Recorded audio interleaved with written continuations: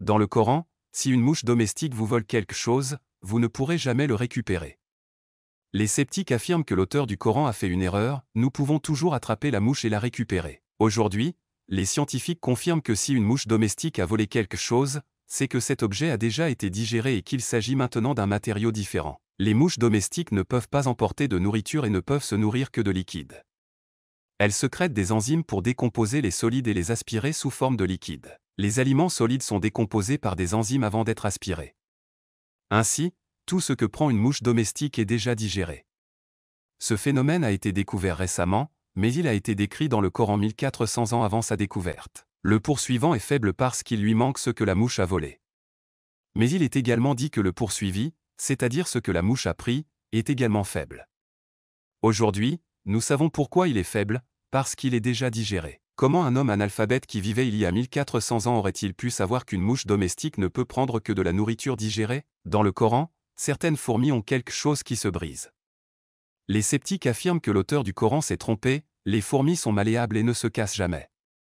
Aujourd'hui, les scientifiques confirment que les fourmis coupeuses de feuilles sont recouvertes de cristaux. De nombreux insectes ont un exosquelette, mais les fourmis coupeuses de feuilles ont un exosquelette recouvert d'une armure de cristaux rocheux, ce qui n'avait jamais été observé auparavant chez les insectes. Des chercheurs ont découvert un nouveau type de minéral recouvrant l'exosquelette des fourmis coupeuses de feuilles. Les fourmis coupeuses de feuilles ont un exosquelette recouvert d'une armure de cristaux rocheux, du jamais vu chez les insectes. Les fourmis coupeuses de feuilles doivent leur nom à leurs exploits herculéens, elles déchiquettent le feuillage et transportent des morceaux encombrants, tels des drapeaux verts plusieurs fois plus grands qu'elles, sur de longues distances jusqu'à leur colonie.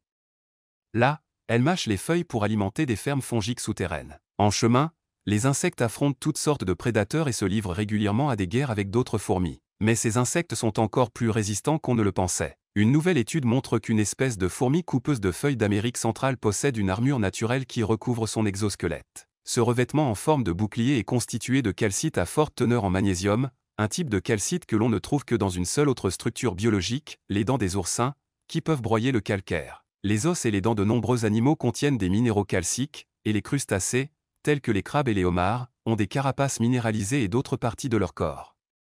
Mais avant cette découverte, aucun type de calcite n'avait été trouvé chez un insecte adulte. Chez les fourmis coupeuses de feuilles, ce revêtement est constitué de milliers de minuscules cristaux en forme de plaques qui durcissent leur exosquelette. Selon un article publié le 24 novembre dans la revue Nature Communication, cette armure permet aux insectes de ne pas perdre de membres lors de combats avec d'autres fourmis et de se prémunir contre les infections fongiques. Il y a des choses que tu fais peut-être et qui t'éloignent d'Allah. Si tu veux savoir quoi, clique sur le lien dans la description de la vidéo. National Geographic, les fourmis coupeuses de feuilles ont une armure de cristal rocheux jamais vue chez les insectes, 2020. Ces fourmis coupeuses de feuilles ont un exosquelette recouvert d'une très fine couche de cristaux invisibles à l'œil nu. Armure biominérale chez les fourmis coupeuses de feuilles. La couche est composée de cristaux rhomboédriques édriques à face incurvée, d'une taille de 3 à 5 micromètres, figure 1b. Pour examiner le mécanisme de croissance des cristaux, nous avons procédé à une spectromicroscopie électronique par photoémission de rayons X-synchrotron, XPIM, à une synthèse in vitro et à une observation in vivo de la cristallisation et de la croissance dans le cadre d'une expérience d'élevage de fourmis. Nous mesurons la dureté de la cuticule des fourmis Acechinacea avec et sans la couche cuticulaire en utilisant la nanoindentation in situ et explorons deux des nombreux avantages possibles associés à l'armure biominérale dans les combats expérimentaux de fourmis et les infections par des champignons entomopathogènes. Nature,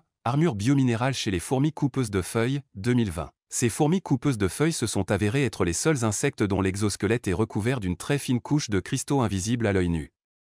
Ce revêtement cristallin se brise comme du verre.